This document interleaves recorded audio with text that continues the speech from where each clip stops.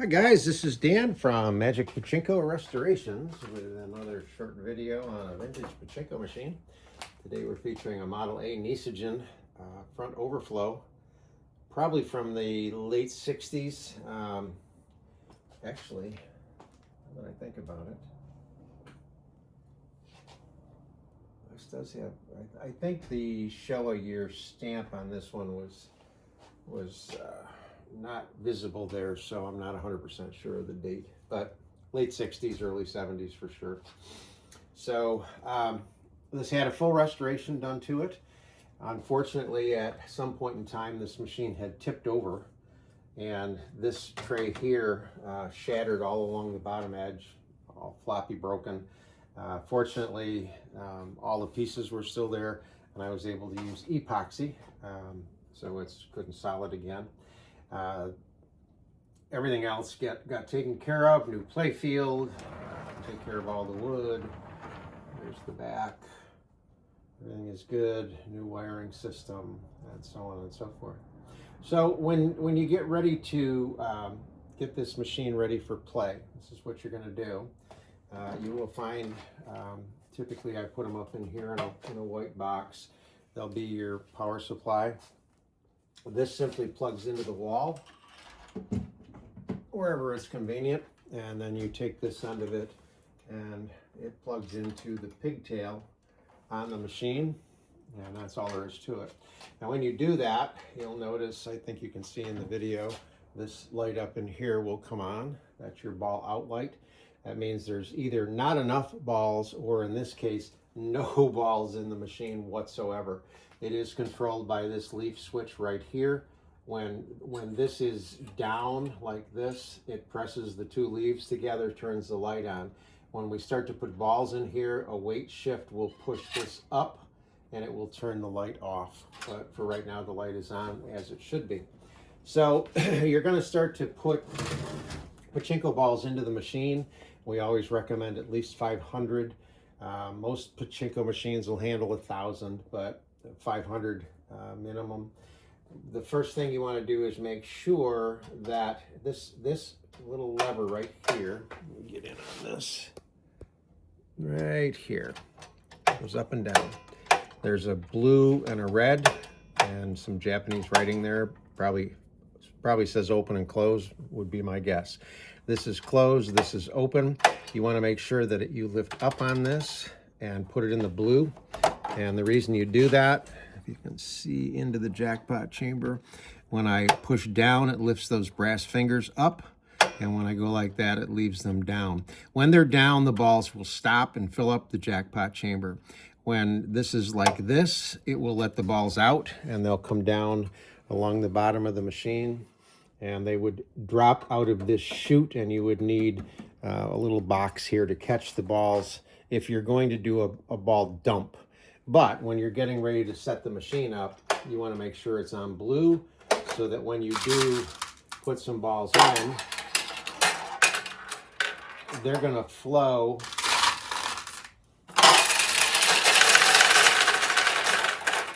from the upper hopper, upper feed chute, turn around, drop tube, middle tray. They come across in double row and fill up the jackpot. So if you take a look here now, you'll see that there are 14 balls in the jackpot, and that jackpot will tip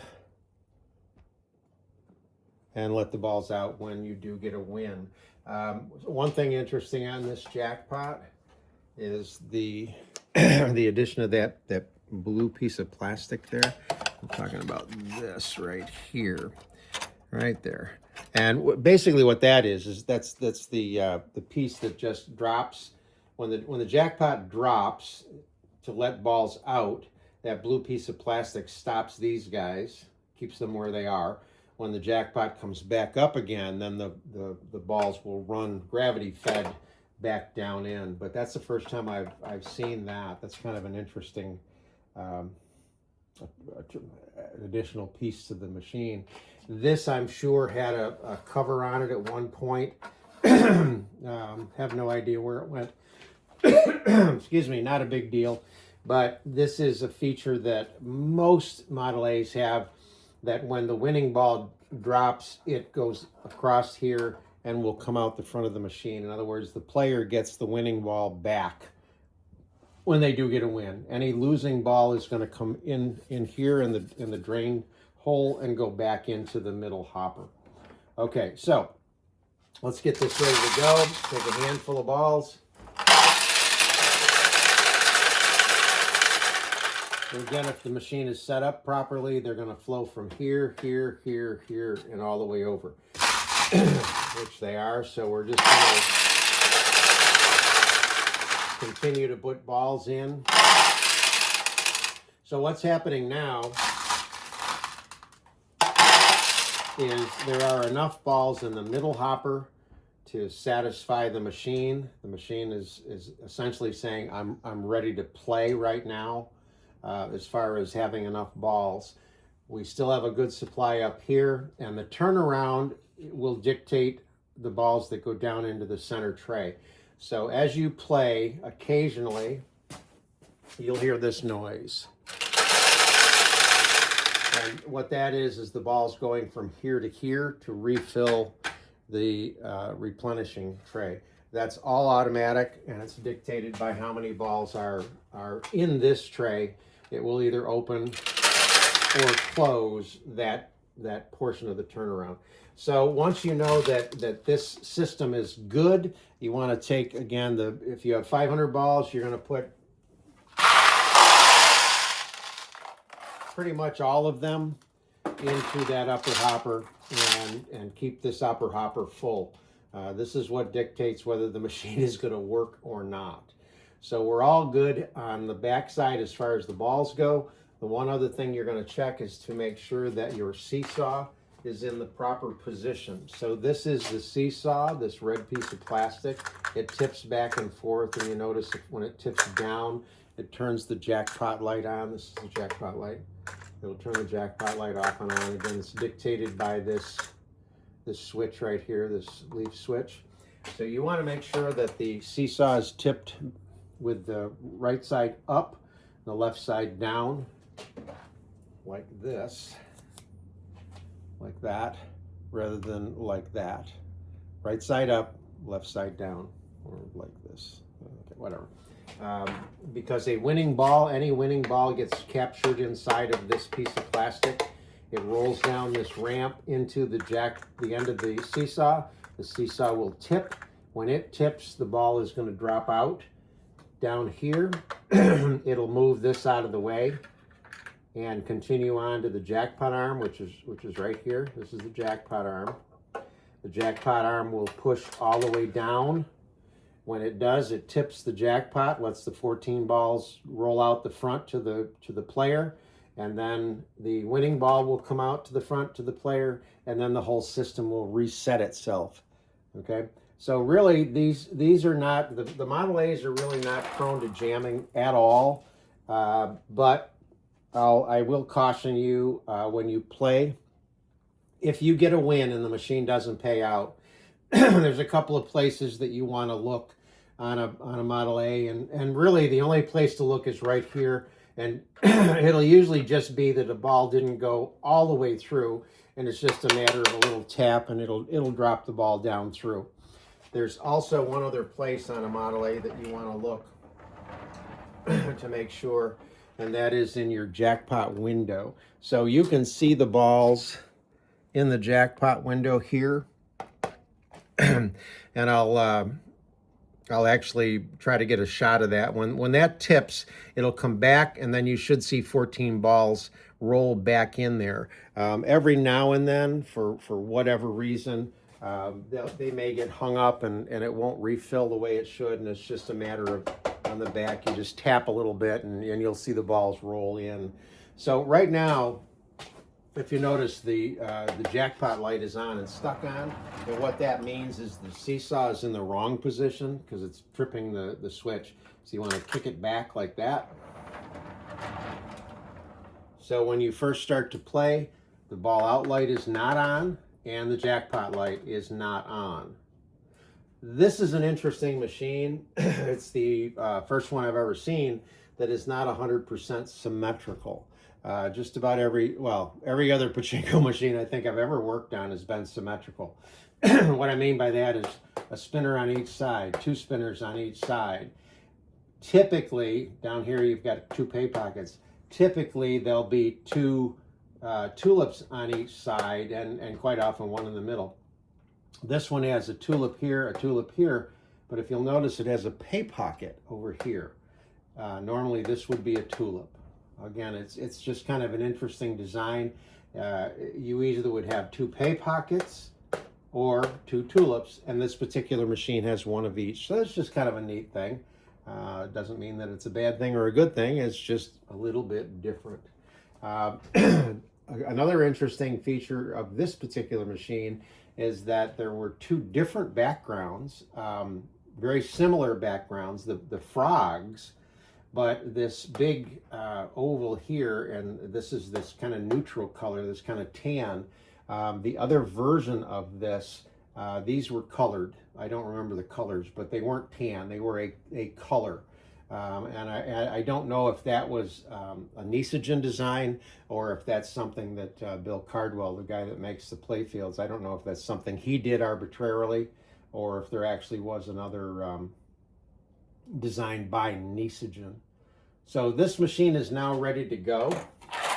So as I mentioned before, if you have 500 balls, you're going to want 475 of them right in the back. So now you're just going to put a handful in the front feed tray, and you're going to start to shoot them. So the proper way to shoot a pachinko ball, curl your fingers underneath, pull down with the thumb, and yeah, that was good.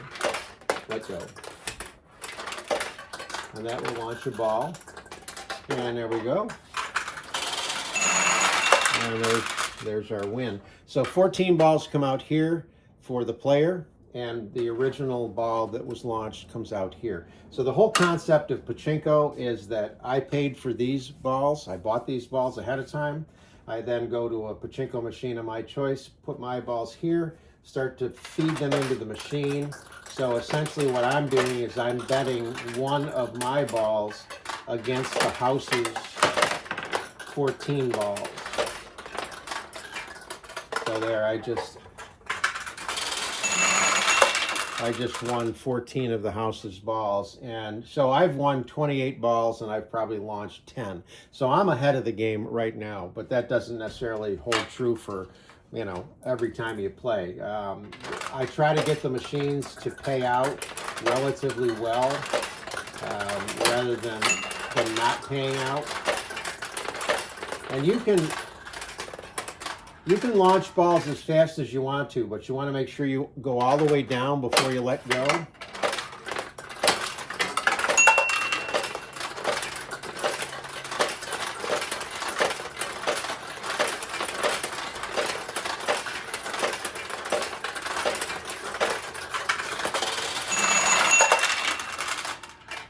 Now, I was watching, people at home probably did not see this.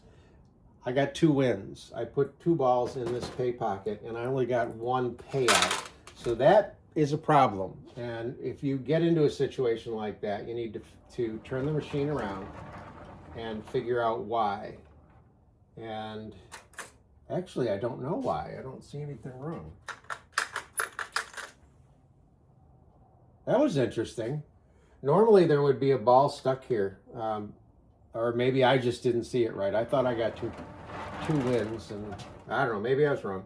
But my point is,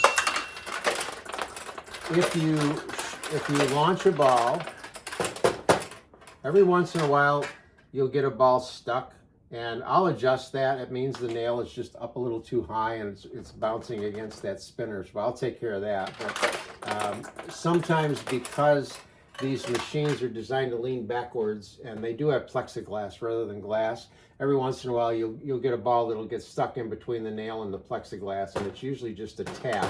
That nail is slightly out of adjustment. I'll fix that. So when you're playing, if you do get what you perceive as a win and the machine doesn't pay out, you want to make sure you turn the machine around. And typically it'll just be in here, and you just give it a little tap and it'll just reset itself. So that's the late 60s, early 70s Nishijin Model A, and this is called the front overflow. The reason being is that when you want to take the balls from the upper tray to the lower tray, you push the white piece over.